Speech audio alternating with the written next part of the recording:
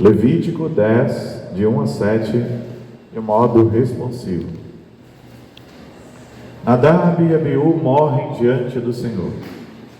Nadab e Abiú, filhos de Arão, tomaram cada um o seu incensário e puseram neles fogo, e sobre este incenso, e trouxeram fogo estranho perante a face do Senhor, o que lhes não ordenara.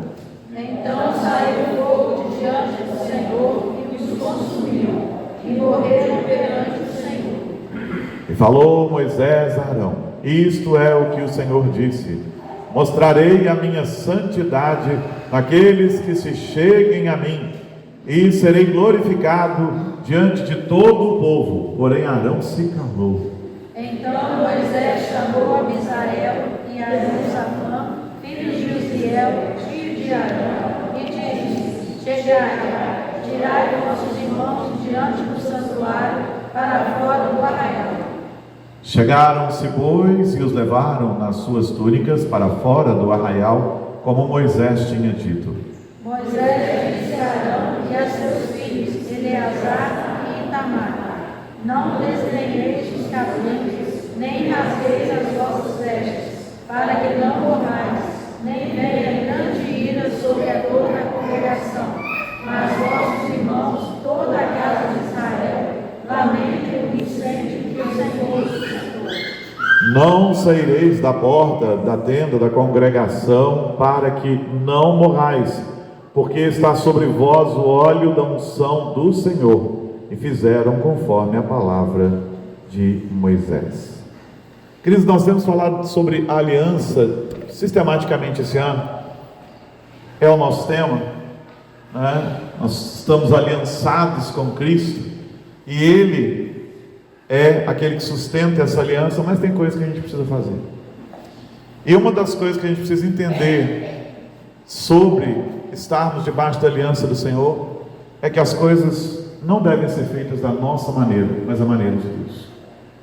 O culto não é a nossa maneira, mas a maneira de Deus. A igreja não é a nossa maneira, mas a maneira de Deus. Nós falamos sobre igreja recentemente, 2 cultos praticamente falando sobre igreja, sobre como devemos servir ao Senhor. E agora precisamos entender sobre como devemos cultuar ao Senhor e servir ao Senhor. E rapidamente eu gostaria de falar sobre isso com os irmãos. O culto é o serviço de adoração ao Senhor, e ele não pode ser feito conforme a nossa imaginação. O culto não deve ser prestado conforme imaginamos, conforme achamos, conforme pensamos, e temos que tomar muito cuidado. Hoje em dia há muitas invenções sobre o culto. O culto da igreja primitiva ele era extremamente simples. Ele era composto de orações, cânticos e leitura e explanação da palavra. E era isso. Hoje muitas vezes as pessoas têm inventado muitas formas diferentes de culto, muitas coisas diferentes nos cultos, para agradar as pessoas. Precisamos criar alguma coisa nova no culto para agradar as pessoas. Precisamos fazer alguma coisa diferente. Olha, uma coisa que nós precisamos entender sobre o nosso relacionamento com o Senhor é: o Senhor espera de nós que obedeçamos ao que Ele nos prescreveu mais do que qualquer outra coisa. Ele espera que obedeçamos, tanto que a Bíblia diz assim, que obedecer é melhor do que sacrificar. Quando fazemos as coisas à nossa maneira, normalmente esse negócio não termina bem. Então precisamos pensar nisso. Isso é o que precisamos pensar nessa noite. Devemos fazer sempre da maneira de Deus. Devemos obedecer a Deus e as suas leis. E Nadab e Abiú são uma mostra clara disso. Ainda bem que Deus não nos fulmina quando fazemos alguma coisa que não está debaixo da prescrição dele, como foi feito com Nadab e Abiú, né? Se ele nos fulminasse a cada um de nós, toda vez que a gente fizesse alguma coisa que não está conforme as suas prescrições, tinha sobrado poucos de nós nessa terra, se é que tinha sobrado alguém. Mas há um princípio importante aqui: quando nós deliberadamente desobedecemos o que Deus nos manda fazer, ainda que saibamos a vontade dele, como Nadab e Abiú sabiam muito bem o que tinham que fazer, quando nós desobedecemos, há juízo sobre nossas vidas. Pode não ser o derramar de fogo consumidor imediato, mas há juízo sobre nossas vidas. Então o texto diz assim que Nadab e Abiú, e esses eram os 2 filhos mais velhos de Arão, eles serviam no templo, eles serviam na casa do Senhor, serviam no tabernáculo, nesse caso aqui. Eles tomaram o seu incensário e puseram neles fogo, e sobre eles incenso, e trouxeram o que a Bíblia chama de fogo estranho perante a face do Senhor. E o que é esse fogo estranho? Bom, aqui há algumas possibilidades, vamos dizer assim. A Bíblia não se ocupa de explicar com detalhes o que é, só diz que é fogo estranho. E o fogo estranho, na verdade, é apresentar diante de Deus aquilo que é estranho a Ele, estranho ao seu culto, estranho às ordenanças do Senhor. Então, há algumas possibilidades do que seria esse fogo estranho. O primeiro deles é que o fogo que eles apresentaram não havia sido tirado do altar, como a lei estabelecia, como estava em Levítico 16:12. A lei estabelecia que os incensários deviam ser acendidos com fogo do altar. E talvez eles não tenham feito isso. Um exercício de imaginação seria assim, que de repente eles levantaram e falaram: olha, mexer com aquele altar vai dar trabalho, o fogo não tem que se extinguir, mas nós já estamos aqui mesmo, a mulher já acendeu o fogo do fogão para fazer um pão asmo aqui, vamos pegar desse fogo mesmo, tá bom, esse fogo serve. Mas não servia. Existia uma prescrição de que tinha que ser fogo do altar. Alguém vai dizer: fogo é fogo. Não, havia uma prescrição do Senhor que tinha que ser o fogo do altar. Não era o fogo do fogão, não era o fogo da fornalha, não era o fogo do forno, nem o fogo da fogueira. Era o fogo do altar. Isso é interessante a gente pensar. Muitas vezes nós oferecemos, se não tomarmos cuidado ao Senhor, fogo estranho, aquilo que Ele não nos prescreveu. Ele disse para fazer de um jeito, e muitas vezes as pessoas fazem de outro. Tem músicas que se canta que, se a gente não tomar cuidado, elas são fogo estranho. Tem músicas que são ditas evangélicas, na verdade, acho que agora elas são gospel, né? Chamar uma música de evangélico, de cristã, está fora de moda para muita gente, né? Gospel é mais bonito. Esse gospel veio mais numa ideia de marketing, porque a música gospel, na verdade, é aquele estilo musical dos corais negros americanos. Aquilo é música gospel. Mas veio alguém, um publicitário, que se auto-intitula hoje pai do povo da igreja dele, era apóstolo, né? Agora ele está querendo se chamar de pai há uns anos para cá. Publicitário que é de origem da publicidade, se assim, nós estamos de evangélico ou de música cristã, nós precisamos criar uma outra coisa. O brasileiro gosta muito de coisa americana, né? Norte-americana. Acho que gosta, né? Porque o pessoal vai muito para lá. Então nós vamos chamar essa música do segmento evangélico de música gospel. Tem música gospel que é melhor que você nem cantasse, né? Como por exemplo as famosas Sabor de Mel, ou então Raridade. Também ela tem cá de heresia nela. E tem uma que eu nem sei o nome, ela me deu já assim ojeriza desde que eu ouvi. É uma desse pessoal do preto no branco, alguma coisa do tipo: meu filho, eu não sei se é preto no branco, é um pessoal daquele ali, né? Eu te procurei e não sei o que tem. É quase como se Deus estivesse implorando ao sujeito: eu te procurei e você não veio, não me obedeceu e tal. Isso é fogo estranho. Isso é fogo estranho. Fogo estranho também são algumas coisas que as pessoas hoje têm feito na igreja. Tem umas coisas que me deixam pensativos. Antes não me incomodava, depois começa a incomodar, você começa a pensar. Quando, por exemplo, na hora da adoração, apaga-se a luz da igreja e tal, sob pretexto de que assim as pessoas terão mais liberdade para extravasar, para louvar, para adorar. O que é que nós vamos fazer às escuras que nós não podemos fazer às claras no culto? Nada. Isso é um fogo estranho, para te levar ao emocionalismo. É quase como se você tivesse vergonha de chorar diante do Senhor. Então apaga a luz, que ninguém vai te ver chorar, ninguém vai te ver quebrantado, ninguém vai te ver emocionado pelo Senhor. Isso é fogo estranho. O Senhor não mandou apagar a luz de lugar nenhum. Sabe? São coisas que a gente fica pensando. Então uma das possibilidades é o fogo estranho. Não servir o fogo do fogão, tinha que ser o fogo do altar. A gente tem que aprender a oferecer o fogo do altar. Sabe? O pessoal fica, às vezes fala, manda fogo, o Senhor derrama fogo, acende o fogo. Mas que fogo nós estamos apresentando diante do Senhor? Será que não é fogo estranho?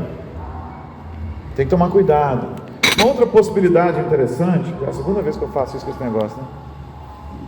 Uma outra possibilidade interessante, segundo os estudiosos, é o seguinte, que eles tem relação com o incenso. Eles consideraram que o incenso não havia sido preparado da forma correta, porque em Êxodo 30, no verso 9, tem toda uma forma de se preparar o incenso, tem toda uma receita, e que devia ser usada só para o incenso sagrado do Senhor. Hoje os incensos são nossas orações, né? Orações que nunca jamais deviam ser apresentadas diante do Senhor. Não é isso que a Bíblia diz? Que as nossas orações são incenso que sobe. Tem oração que nunca devia ser apresentada diante do Senhor. Aquelas que o povo decreta, aquelas que o povo declara, aquelas que o povo ordena. Hoje de manhã eu falei sobre isso um pouquinho, né? Aquelas que o povo fica dizendo, Senhor, o Senhor prometeu, então o Senhor tem que fazer. Você não tem que cobrar do Senhor nada disso, não. Se o Senhor prometeu, é garantido. Ele é Deus, falei isso de manhã. Ele é Deus, não é homem para que minta, nem filho do homem para que volte atrás. Eu não preciso cobrar nenhuma promessa do Senhor. Promessa do Senhor, certamente, indiscutivelmente, se cumprirá no tempo dele, quando ele quiser, na hora em que ele quiser. Há orações que jamais deviam ser feitas diante do Senhor. São orações mal ensinadas, em segmentos que eu não sei se não se dobram nas Escrituras, ou se é por conveniência mesmo que ensinam essas coisas, colocando a gente no centro. A gente não é o centro de coisa alguma. Então precisamos aprender isso, que devemos apresentar ao Senhor aquilo que Ele nos prescreveu. Bom, nós temos essa questão com o fogo, nós temos essa questão com o incenso. Ou pode ser também um problema que a oferta não tenha sido apresentada na hora devida. Em Êxodo, no capítulo 30, versos 7 e 8, nós vemos que existia momento certo para se apresentar a oferta ao Senhor. E é interessante tudo isso, porque às vezes as pessoas querem apresentar as coisas ao Senhor quando elas querem. Eu quero cultuar o Senhor quando eu quiser. Inclusive nem estou afim de igreja. Quando eu quiser ir à igreja, eu irei. Quando eu quiser fazer alguma coisa, eu farei. E não fará nunca. Existia um tempo, uma hora de se oferecer sacrifício ao Senhor. Tem um tempo, uma hora de fazermos as coisas ao Senhor. E essa hora é agora. E muitas vezes as pessoas estão simplesmente negligenciando esse tempo. As pessoas estão negligenciando esta hora. Infelizmente, é quando eu quiser, é na hora que eu quiser. Nadab e Abiú talvez tenham feito na hora que quiserem, não na hora que o Senhor prescreveu. Hoje em dia as coisas estão muito assim também. Quando eu quiser, eu faço. Se eu quiser, eu faço. Na hora que eu quiser, como eu quiser, da maneira que eu quiser, do jeito que eu quiser. Isso é fogo estranho diante do Senhor, que espera que façamos as coisas no tempo dele, não no nosso tempo. Sabe? É o eu no centro. A hora que eu resolver, eu vou lá. A hora que eu quiser, eu vou lá. Então Nadab e Abiú estavam se colocando no centro. Muitas vezes as pessoas estão se colocando no centro. Mas a verdade é que precisamos prestar culto ao Senhor do jeito que Ele nos ensinou, usando as coisas que Ele nos deu, e não são muitas. O Senhor não nos encheu de ritualismos, o Senhor não nos encheu de objetos sagrados, nós não temos mais nada disso. O Senhor não está exigindo de nós nada que nós não possamos fazer. Ele não está nos pedindo nada que não possamos fazer. E os mandamentos do Senhor para nós, eles não são penosos.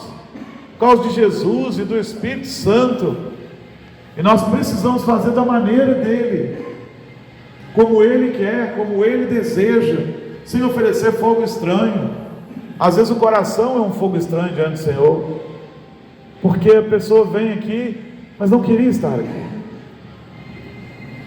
Ela está aqui, mas só de corpo presente. Seu espírito está em outro lugar, sua mente está em outro lugar, quando o Senhor merece de nós tudo, toda a nossa atenção. Às vezes, muitas vezes, as pessoas estão na casa do Senhor, discordando de tudo que está acontecendo na casa do Senhor, mas você não veio para o culto para discordar, você veio para o culto para adorar. Quando o culto não flui, talvez isso tenha a ver com você, comigo. Ao invés de eu ficar pensando, o ministério podia ter cantado melhor, o pastor podia ter cantado melhor, pregado melhor, né? Eu preciso pensar assim: eu cantarei da melhor maneira que eu posso, eu oferecerei o meu melhor cantar, eu oferecerei o meu melhor canto. Sabe, nós tivemos uma moça que era tão desafinada, que desafinava até os instrumentistas na frente da igreja. Olha que ela sentava mais lá atrás, mas só que tinha uma coisa, e ela tinha alguns probleminhas mesmo, psicológicos graves, mas era interessante, quando você a via cantando, ela estava entregue, não tinha ninguém mais ali. Se tinha, ela não estava nem um pouco preocupada com aquilo. Ela sabia que ela era desafinada, ela sabia que ela não sabia cantar, mas ela cantava com alegria. Ela acho que até desconfiava que as pessoas às vezes até riam, mas ela fazia de novo no próximo culto, e ela cantava com o mesmo entusiasmo no outro culto, e no outro culto ela cantava assim também, porque ela estava com a atitude certa. Eu não estou aqui para ver com que roupa você veio, eu estou aqui para ver o meu Senhor. Não estou aqui para saber se você tem uma voz linda, maravilhosa. Eu estou aqui para cantar para o meu Senhor.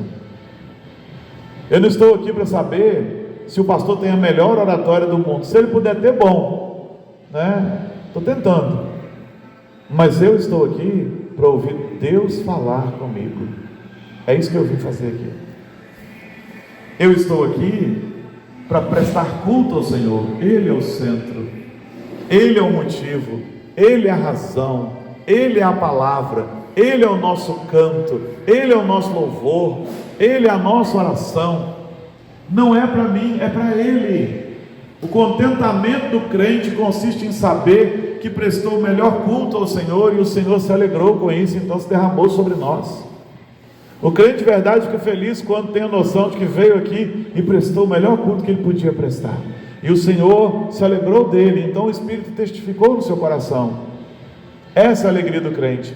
A alegria do crente não é em poder dizer assim: hoje aconteceu um negócio espetacular, eu queria sentir um negócio diferente, e eu senti uma coisa diferente. Não, a alegria genuína de um cristão consiste em saber que hoje eu me derramei prestando o melhor culto que eu podia prestar ao Senhor. E não é que o Senhor testificou o meu coração, que ficou feliz com aquilo que nós provamos hoje, quando todos os crentes entrarem por aquele corredor, e breve pelas portas, com essa convicção, queridos, o nosso louvor e a nossa adoração vão extrapolar essas paredes, vão transcender tudo que a gente conhece, e serão uma bênção. Cuidado para que não ofereçamos fogo estranho diante do Senhor, como Nadab e Abiú fizeram, mas que possamos prestar ao Senhor o melhor culto, que possamos de fato e de verdade nos achegar diante do Senhor com zelo. Nós sabemos o que o Senhor requer de nós, que possamos fazer assim, que possamos viver assim, porque quando oferecemos fogo estranho, sabendo que tínhamos que oferecer, e fazemos tudo ao contrário, sabemos que estamos trazendo sobre nós juízo. Mas quando nos esmeramos e desejamos oferecer o melhor para o Senhor, as primícias mesmo, o melhor do que temos, o melhor do que somos, ainda que isso não seja grande coisa, mas a atitude do nosso coração é que nós queremos oferecer o nosso melhor, mesmo que esse melhor não pareça valer muito, nem para nós nem para os outros, mas estamos oferecendo o nosso melhor, a bênção do Senhor sobre nós por causa disso. esse desejo de prestar ao Senhor o melhor culto, de ser obediente ao Senhor, de nos apresentarmos diante dele com o nosso melhor, isso traz bênção e nos abençoa. Venha para a casa do Senhor sempre, desejoso de prestar ao Senhor o melhor culto. Não se preocupe se vai acontecer ou se não vai acontecer alguma coisa que você vai ficar emocionado ou vai sair daqui. Simplesmente venha preocupado em prestar o melhor culto. Acontecerão grandes coisas quando todo o povo de Deus vier com esta noção, com este espírito de prestar ao Senhor o melhor culto. Tem uma coisa que eu gosto de dizer, que é o seguinte: sabe por que em grandes cruzadas evangelísticas acontecem às vezes coisas espetaculares mesmo? Não é por causa do conferencista, não é por causa da música, não é por causa disso não. É porque você vai para lá com uma expectativa de que grandes coisas vão acontecer. Eu me lembro de uma das grandes cruzadas que a gente foi em Belo Horizonte, que veio um evangelista, um indivíduo chamado Reinhard Bonner. Houve uma mobilização da cidade, havia adesivos nos carros, falando do dia daquela cruzada evangelística, daquele momento, e dizendo que a verdadeira mudança começa no seu coração, uma frase bonita. E as pessoas foram para aquele lugar, e houve conversões, mudanças de vida, e até milagres. Sabe por quê? Porque as pessoas geraram no seu coração a expectativa de que grandes coisas aconteceriam naquele lugar. Sabe o que eu quero te dizer? Que se você também tiver grandes expectativas de que o Senhor fará grandes coisas nesse lugar, quando você vier cultuar, elas acontecerão. É fé. Ofereça o seu melhor. Não traga fogo estranho para diante do Senhor, mas ofereça o seu melhor. E venha com a expectativa de que Deus é poderoso para realizar grandes coisas em todos os cultos que você vier. E o Senhor fará grandes coisas em todos os cultos que nós viermos. Que seja assim. E que possamos prestar ao Senhor o melhor culto, para a honra e para a glória do Senhor.